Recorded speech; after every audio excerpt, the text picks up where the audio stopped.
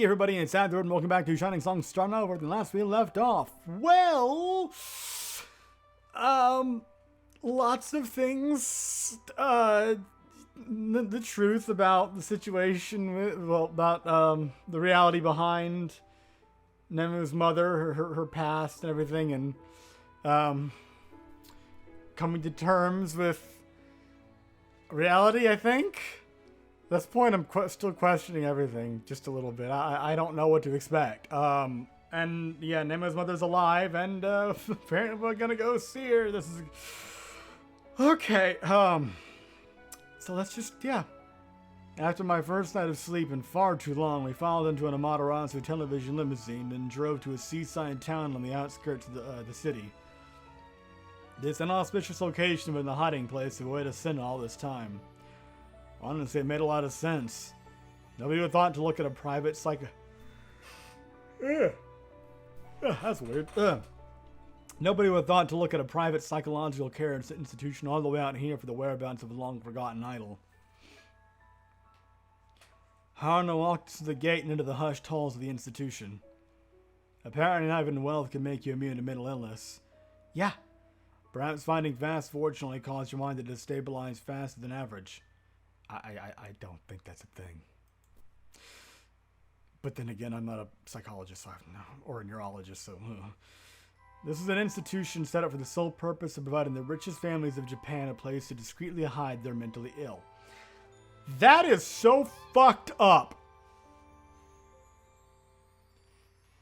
Oh, mental illness is a stain in our family. Let's just sweep them under the rug, shall we? Let nobody know about them. That is so wrong in so many, aging CEOs whose minds were lost, senility, nervous rich girls ravaged by eating disorders. We all passed the whole gamut of possible tragedies which could befall the rich as we walk through. Oh, the possible tragedies! The poor families having to, deal with the shame of one of a member of their family having a mental illness develop, which while the wretched walked towards Ueda-san's room. Ueda-san there. In the end, the specter of mental illness could strike anyone, regardless of social status or wealth. Yeah. Finally, we arrived. Just Nemu and myself slowly entered the room. A woman who looked like the splitting image of Nemu lay peacefully on the bed.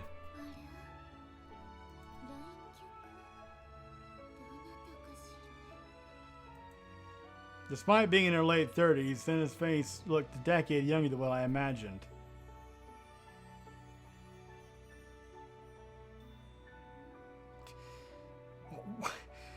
This game just seems to assume that once you hit your, mid-30s or onward, you just start looking like you should be 70 or something. What the fuck? As expected of a former idol, she still retained much of her younger self's looks. At the very least, she looked young enough to pass off as Nemu's older sister. It would have been a shock for anyone to find out that she was, in fact, Nemu's mother. Now that she was before her mother, Nemu seemed to be at a loss for words. Understandably! It was only natural, The poor girl had believed her whole life that her mother had been dead all this time. For her to suddenly learn that she was not only alive and well, but residing just an hour's drive away from her must be unbelievably surreal.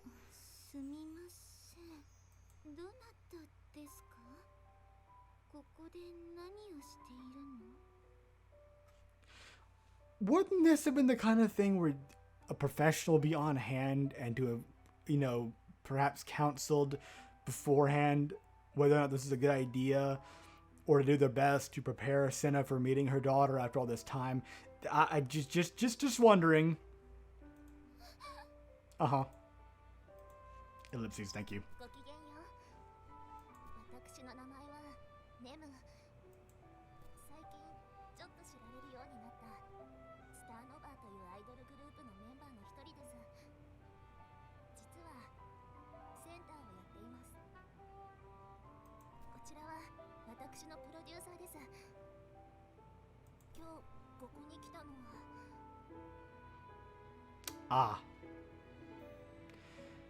Yeah, that may be the...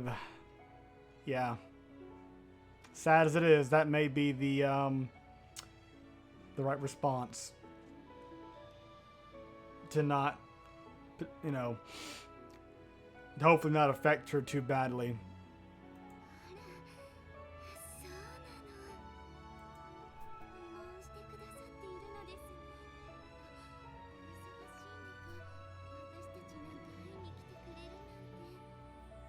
The light? What do you mean the light? Oh, you know what? Just.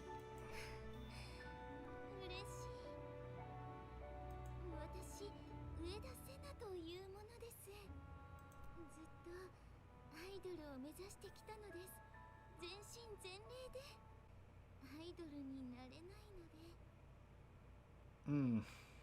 4歳の時からずっとテレビで歌ったりダンスしたりすることを夢見ているのです。ネムさん、頑張ってくださいね。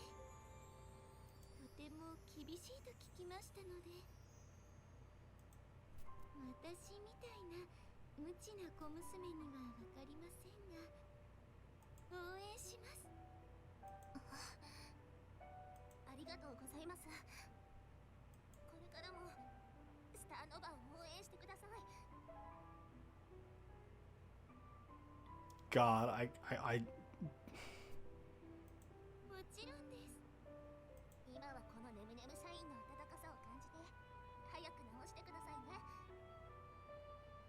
ネムネムシャイン、ネムネムシャイン。 Edison laughed along, completely oblivious to the fact that her very daughter was before her. It wasn't simply that she didn't recognize her after all these years of separation. No, from her point of view, she was still a teenager with dreams of one day becoming an idol. She had no recollection of ever having given birth. Bleh! She had no recollection of ever having given birth or of attacking her daughter in Harana. She was unaware that she had grown old and was now a middle-aged woman receiving around-the-clock care at a mental institution. It was not until I saw firsthand just how completely mental illness could affect someone's perception of the world that I understood there was no way to blame either Ueda or Nemu for what happened.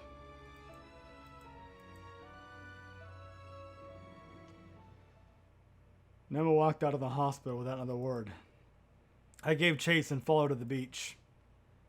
Hey, why didn't you tell your mother the truth? Because it's probably better this way.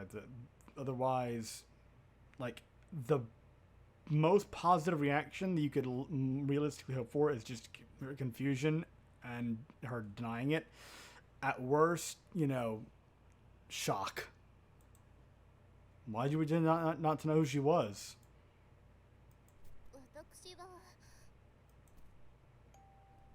What difference would it make? To tell the truth, I remembered it all. How my mother went crazy after she was fired as an idol. How she practiced every day in front of that broken TV, still thinking she could be an idol. How she neglected me. It's really horrible, isn't it?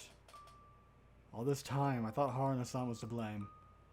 And it was actually her who saved me from my own mother. I'm unforgivable. All this time I've been an idiot. No, not an idiot. No worse than an idiot. Okay. I've been the villain. How can I possibly face Kaori-chan for what I did to her? It was me that pushed that shelf on her, producer-san. In the end, I'm no better than my mother. I cracked under the pressure of being an idol and started hallucinating that the world was conspiring against me. And I did unforgivable things. I was weak. I wasn't strong enough to handle being the sinner. Once the life's over, I'll step down at Starnova Center. You need to demote me so that I'm the most junior member of the unit. I'll slave myself away to the whims of the other girls from now on. Or else, I'll never be able to live down everything I did. No, I'm not demoting you or anything like that. But producer-san, that's the easy way out. You've done something unforgivable, alright. You've forever stolen away an innocent girl's dream of standing on that shining stage. That's why you'll bear the weight of your sins at Starnova Center until the day you graduate. Don't ever forget. The first thing you're going to do once all this has died down is go straight to Kaori-chan and tell her the truth. Don't skirt your responsibilities while Starnova a sinner and a human being. Understood, Producer-san. I exhaled and relaxed.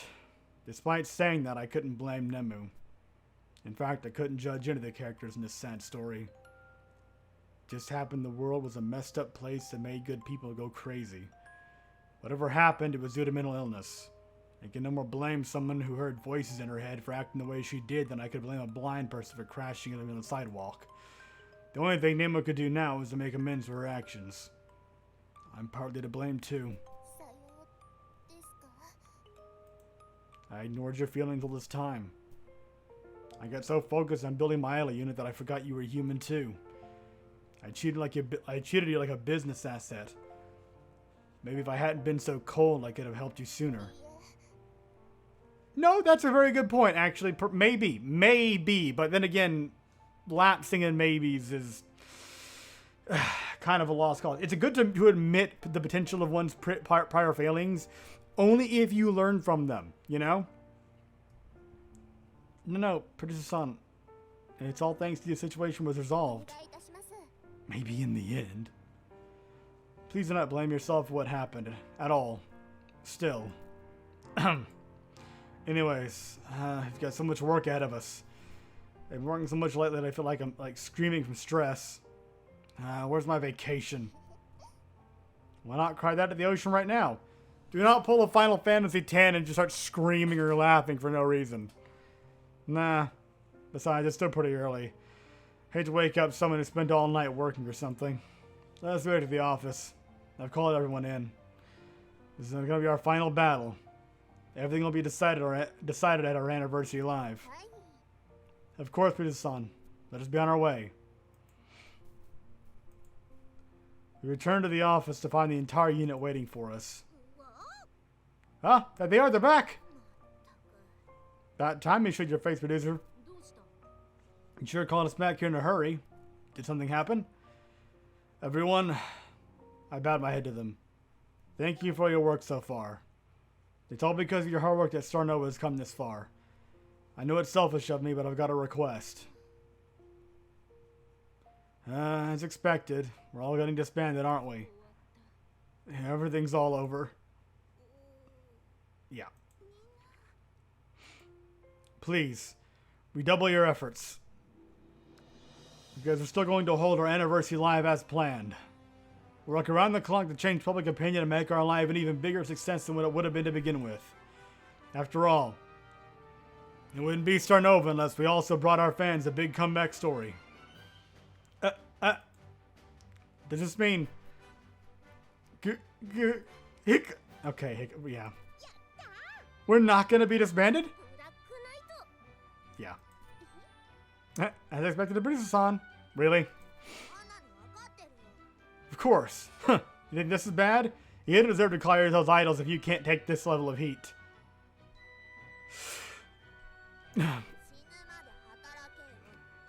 Let's get out there and kick some ass. As expected of our shit, lolly. Everyone... Oh, sorry. I must apologize as well. Even though I'm your sinner, I've done nothing but cause problems of late. In fact, it is solely my fault that we even find ourselves in this predicament. However, it does not take to turn the situation around. I'll redouble my efforts as sinners so that I do not let everyone down again. Please, once again, I beg that you accept me as your center.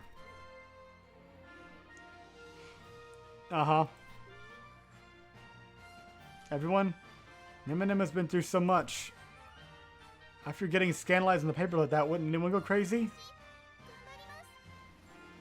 Let's move on and accept her as a center. Alright, Salami. As long as the Tonka dance along, she don't have nothing to complain about. I shall follow Black Knight's decision without failure. Mika's right. This is Producer-san's decision. No objections here. But well, if everyone else is fine with it. All eyes turn to Starnova's eternally toxic lolly. One day I'll be the center of Starnova. You can count on it. But right now, the number one thing fans want to see is Nemu scoring a comeback. Huh. Even I can see this is Nemu's moment to shine. It just can't be helped, I guess. Alright. I accept Nemu staying on as our center. But if she messes up ever again, I'm definitely going to take her spot, you hear? The Cinderella role is, Julie's, not yours.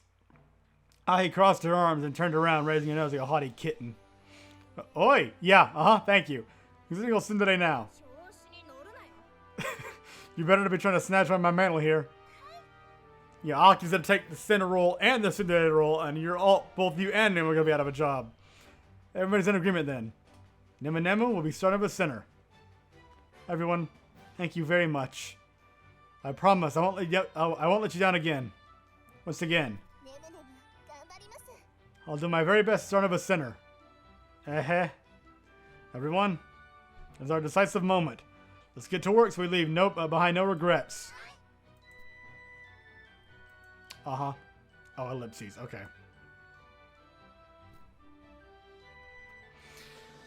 Well, I'm going to end this episode here. And I guess next time we'll see how things progress. I don't know how close you are to the end of Nemu's route. I had no idea. So it could be only a few minutes. Maybe not. I don't know. But either way, hope you enjoyed, and I'll see you next time.